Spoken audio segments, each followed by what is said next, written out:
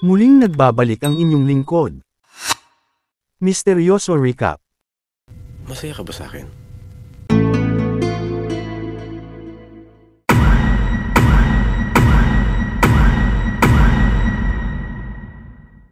Ibang klaseng aramina na naman ang ating matutunghayan mga kay-oso sa pelikula niyang ito noong taon pang 2002, na may pamagat na Two-Timer.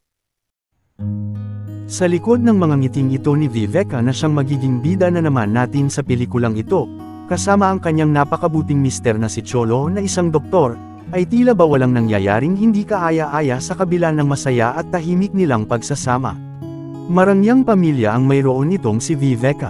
Negosyante ang kanyang mga magulang, kung kaya't tila namana na niya ito dahil pagnenegosyo na din ang kanyang kinahihiligan. Pero kung ang usapan ay diligan, naku malabo yan dahil sa gabi at sa pagtulog na nga lang silang magkasamang mag-asawa, nakikitabi at nakikitulog pa ang kanilang anak na pinapahintulutan o pinapaboran naman ni Cholo dahilan tuloy upang mabad trip ang ating bida, na talaga naman. Palaging ganoon ang nangyayari sa kanilang mag-asawa tuwing gabi. Kaya ang bunga, hahanapin sa iba ang ligayang hindi na ipaparanas ng asawa.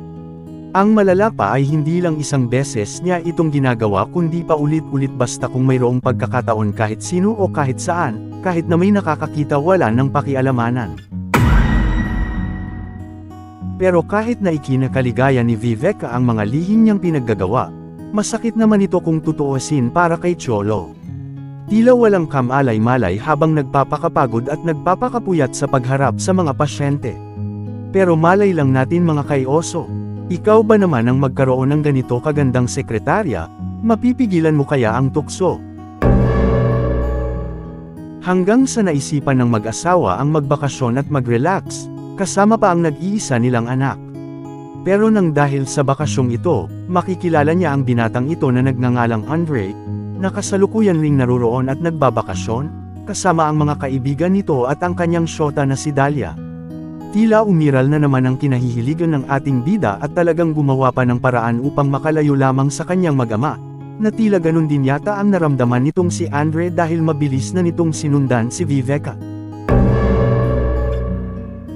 At dito na nga muling nangyari ang kinahihiligan, nakalaunay mauudlot dahil sa hindi inaasahang paghahanap na ng mag-ama sa ating nakangangang bida.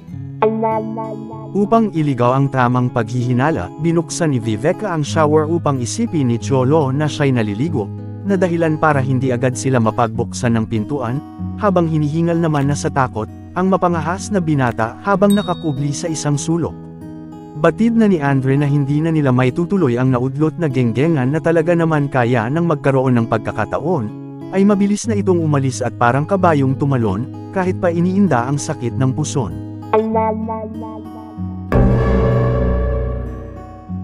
Ang akala ni Andre at maging Rito naman kay Viveka, ay hindi na sila muling magtatagpo o magkikita pa. Pero nang dahil sa pagsama niya sa kanyang kaibigan, ay muling nagtama ang kanilang mga mata at siguradong iisa lang ang nasa isipan nilang dalawa, iyon ay ang ituloy ang naudlot na eksena. Ganoon sana kaso mabilis nang nagpaalam ang ating bida at nagmamadali na itong umalis, na hinabol naman ni Andre ngunit naging matigas si Viveka dahilan upang bigo itong si Andre, na makausap muli ang ating bida. Ngunit sa ikatlong pagkakataon, sa hindi inaasahan, ay makikita ni Andre ang asawa niyang si Cholo at napakahusay na pag-iisip dahil sinadyang banggay ni Andre ang likuran ng sasakyang minamaneho ng doktor, na ang plano ay upang mapalapit o makausap para malaman kung saan sila nakatira, dahil sa kasunduang babayaran lahat ng binata ang kanyang napinsala. Tapos nagkataon pa na pupuntang Singapore itong si Cholo para sa isang conference kasama pa ang maganda nitong sekretarya kaya kay Viveka tuloy na ihabilin ang pakikipag-usap o pakikipagkita nito sa taong nakabangga sa kanilang sasakyan. Dahil walang idea itong si Viveka kung sino ang taong katatagpuin niya, gulat na gulat at halos hindi na tuloy siya makaimik o makakilos man lang sa kanyang kinatatayuan nang mapagtantong si Andre pala ang taong tinutukoy ng asawa niya. Ngunit dahil persegido siyang iwasan ang makulit na binata, nagawa pa rin niyang layuan ito at pati ang gastos sa napinsala ni Andre, ay binaliwala na din niya at siya na lamang din ang nagpaayos. Hindi tuloy iyon nakaligtas sa kaalaman ni Cholo at talagang pinuntahan pa talaga sila ni Andre upang ipaalam na ganoon ang nangyari o ginawa ng ating bida. Hindi naman nagalit si Cholo, nakatunayan lang iyon na walang ibang inamin o sinabi ang binata, patungkol sa mga pinaggagawa ni Viveka.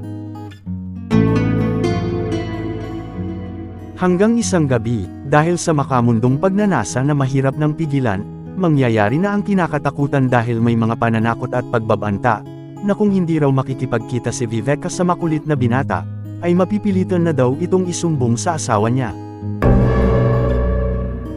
Dahil sa takot na masira ang kanyang pamilya, tuluyan nang nakipagkita ang ating bida sa takam na binata na gusto ng makatikim ng talaba, na puro taba.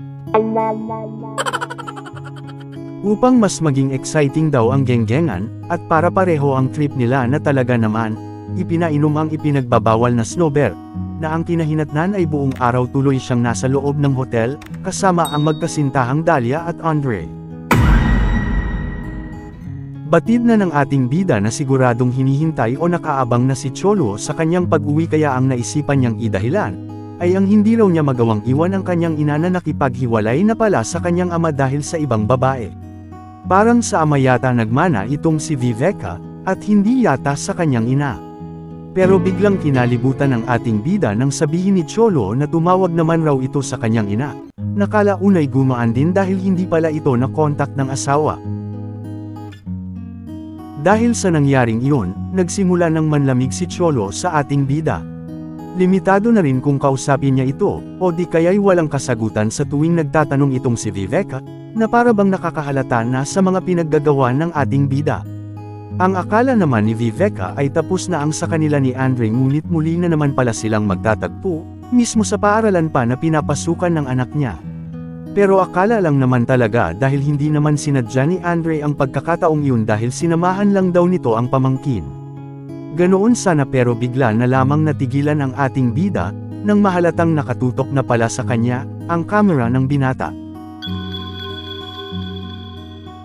Hanggang sa muli na naman siyang tinawagan ni Andre at talagang wala na itong plano pang lubayan siya kahit na naririnig pa ng syota nitong si Dahlia ang pang-aakit sa kanya kung kaya't nagtalo na ang dalawa, na humantong nasa sakitan na siyang nagpatigil na dito kay Dahlia. Kinakabahan na tuloy si Viveka sa mga nangyayari at kahit gustuhin man niyang magpatulong sa kanyang kumare, ay hindi naman niya magawang sabihin ang tungkol sa kanila ni Andre. Nakokonsensya na rin siya kay Cholo na patuloy pa rin ang panlalamig nito sa kanya, na hindi man lang niya magawang lapitan at aminin na ang kanyang mga kasalanan. Hanggang isang gabi, walang kamalay-malay ang bawat isa na sinusubaybayan na pala nila ang isa't isa. Itong si Viveka, susundan niya ang kanyang asawa. Susundan naman ni Andre ang kinababaliwan niyang si Viveka, habang susunod naman itong si Dahlia upang sundan din si Andre. Hanggang sa hindi na inaasahan ng ating bida ang kanyang matutuklasan kay Cholo, at sa maganda nitong sekretarya. Pareho man silang nagloloko, ay sobra pa ring nasaktan si Viveka sa kanyang mga nalaman. Di nagtagal ay lumapit na din itong si Andre upang damayan at pagaanan ang damdamin ni Viveka. Nagulat man si Viveka sa pagdating at paglapit sa kanya ng binata, dala ng hinanakit para sa asawa, ay napayakap ito kay Andre at nakita naman sila ni Dahlia sa ganoong tagpo. Naghihimutok na din ito sa galit at mabilis silang sinugod ngunit pinigilan at inawat naman ito ni Andre samantalang umalis at lumayo naman na ang ating bida at hindi na pinatulan pa si Dahlia. Patuloy pa rin sa pagwawala si Dahlia dahilan upang hindi na ito matansya ni Andre at sa pagtulak nito sa syota, ay tumama ang ulo nito sa pader dahilan upang ito'y mawala ng malay, na mabilis din namang tinulungan ng binata upang dalhin sa pinakamalapit na ospital. Hindi pa nasasabi ni Viveka ang natuklasan niya sa kanyang asawa, ay agad nang humingi ng tawad itong si Cholo kasunod ng mga pag-amin nito tungkol sa kanila ng kanyang sekretarya. Nagsimula raw ang lahat noong pumunta sila ng Singapore, at mayroon raw nangyaring genggengan, na talaga naman. Inamin rin nito na nakipagkita raw siya sa kanyang sekretarya, upang tapusin na raw ang kanilang kasalanang ginawa. Ni isang salita ay walang lumabas sa bibig ng ating bida dahil natigilan ito sa lakas ng loob ng kanyang asawa na aminin ang mga pagkakamali. Samantalang siya ay hindi niya magawa kahit mas malala pa ang kanyang mga pinaggagawa. Wala na tuloy pang nagawa ang ating bida kundi damayan ang asawa sa umaatikabong genggengan, na talaga naman. Kaya habang matinding bakbakan ang nangyayari, matinding bakbakan din ang kasalukuyang dinaranas ni Andres sa kamay ng mga naghihiganting kapatid ni Dahlia. Kulang pa raw iyon sa ginawa at panloloko niya sa kanilang kapatid kaya binigyan nila ng matinding leksyon ang binata, sinuksukan ng ipinagbabawal na candy, at ayon sa mga pulis na nag-imbestiga, sa bilibid raw ang tiyak na bagsak ng binata dahil sa dami ng candy na nahuli at na-recover sa bulsa nito. Hindi naman makapaniwala si Cholo sa narinig dahil sila kasi ang tinawagan ng mga pulis dahil sa nakitang calling card sa wallet nito. Kaya sa pagtatapos ng pelikula, ay makikita ang pagdalaw ni Viveca kay Andre. Humingi ng tawad ang ating bida dahil kung hindi raw sa kanya, ay malayo raw itong mangyari kay Andre. Wala naman daw dapat hingian ng tawad itong si Viveca dahil si Andre raw ang nagpumilit, ginusto raw niya ang mga nangyari, damdamin ng iba ay hindi na inintindi, at naging makasarili. Nagkaroon na din ng lakas ng loob ang ating bida upang aminin na kay Cholo ang lahat ng kanyang mga naging kasalanan, na sa huli ay tinanggap pa rin ito ni Cholo alang-alang sa sinumpaang pagmamahalan. Hanggang dito na lang mga kaioso at kung nagustuhan ninyo ang mga ganitong video ay pakipindot na lamang po ang like at mag-subscribe ka na rin kaibigan upang sa ganoon ay maging updated ka sa mga susunod pa nating video.